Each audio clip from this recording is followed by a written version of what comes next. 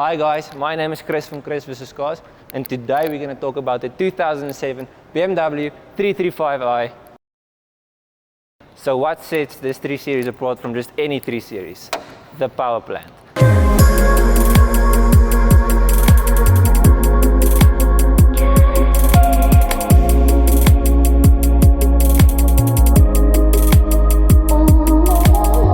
So this is a 3-liter inline-6 twin turbo from BMW, and the reason why it's so sought after is the pistons and the bottom end is forged. So you can throw a hell of a lot of power at it without damaging any of the internal components.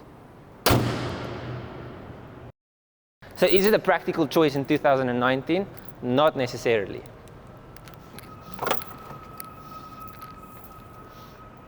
Originally it had a 460-liter boot, but not anymore. Speaking of practicality, you can fit 2 adults at the back and they will sit quite comfortably. The only problem at the back is this hump in the middle is quite big because of the rear wheel drive, and they have to fit the drivetrain in, and this seat at the back is very hard, so it's uncomfortable to sit in the middle. Although you won't really want to sit in the middle because this is quite a nice armrest, and it has 2 cup holders for your passengers at the back and separate air conditioning for your rear passengers as well. And now we move to the front. If you are parked close to another vehicle or obstacle, you won't be able to get out if you have legs, because if you look at the size, you'll have to get out. There isn't any. Okay, now we're on the driver's seat. The infotainment system is non-existent. It does have hands-free Bluetooth, but only for calls. So if you want to listen to music, you've got to buy a Bluetooth adapter as well as an adapter to charge the Bluetooth adapter. Okay, it does have 2 cup holders in the front and 1 cooled cup holder in the center compartment. There's no cheap plastics to be found in the front. Everything feels premium and soft. It's got a very sporty steering wheel, and just as everything else, it feels very premium. Okay, now for the road test.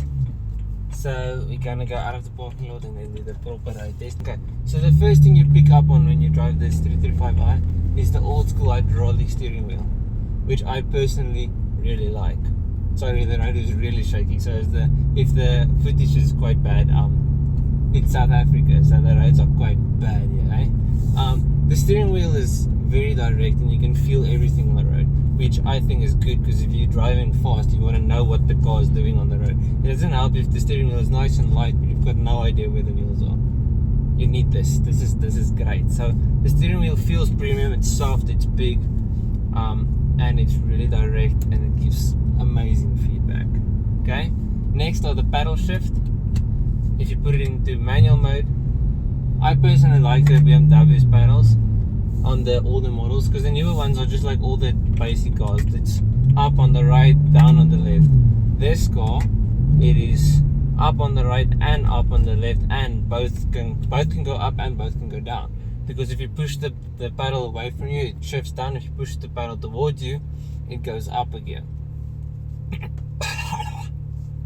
Which firstly, in the beginning you think it's stupid because it's different, but when you drive it for a while, you tend to really like it, because I mean, you can go with one hand, shift up any side and go down any side. So if you go around a corner, everything isn't wrong. Because the problem with the up, right, down, left is if you go and you turn really sharp, then it's not the way you remembered in your mind, and then you're going up and down and nothing is right. With this one, you know, towards you up, away from you down, so you always know what to do, no matter where the steering wheel is.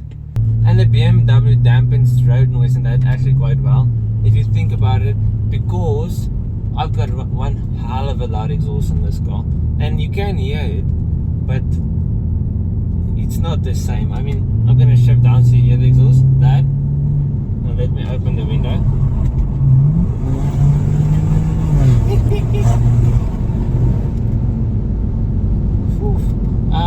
Yeah, so it makes a big difference. So I should just slow down a little bit, eh? Anyways, fuel horrible. She drinks like a cow, eh? You don't want that. But if you've got another way of transport, the car is fine. Or if you've got a lot of money. Otherwise, the fuel will be a problem. The infotainment isn't the best, if I'm totally honest.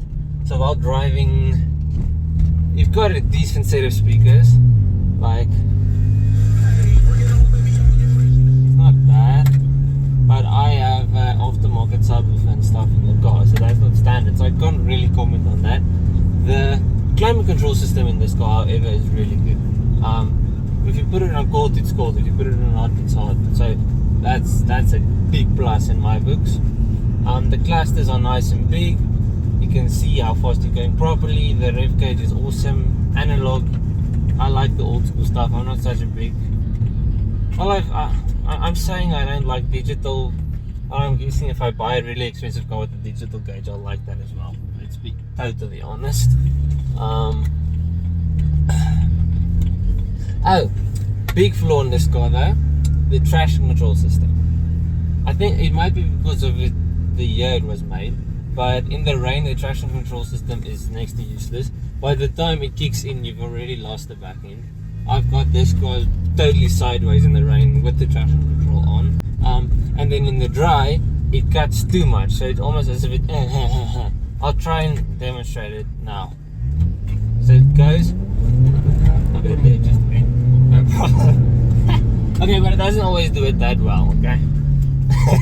It didn't demonstrate my point at all, but sometimes, okay? I promise I'm not a liar. It like, I'm gonna try to, no, it's not gonna do it now. I'm not a liar. It does it sometimes, okay? Sometimes the traction control irritates me. Now it was fine. And then if you put it onto DTC, I like that, because if the DTC is on, it lets the car slip a bit, but not totally like go crazy. So if you put it in DTC, the dynamic traction control, you can let the back end come out just a bit, but not enough to die. You know, you're like living on the edge. You can still make a big screw up of it, but if you've got a decent idea of what you're doing, you won't die.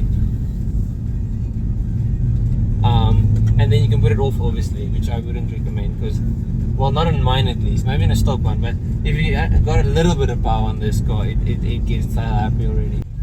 Especially if you just smash it into a corner, it can get a bit dangerous, eh? But 255s, it gets very. So I've got 265s on, and I would like to get 275s if I'm totally honest. Yeah. But overall, the car is really nice. The throttle response is great. She picks up really nicely. It's got cup holders. It's really comfortable. You've got the center console for your arm. It's just a chill experience while you're driving slowly. And if you want to drive the hell out of it, you can.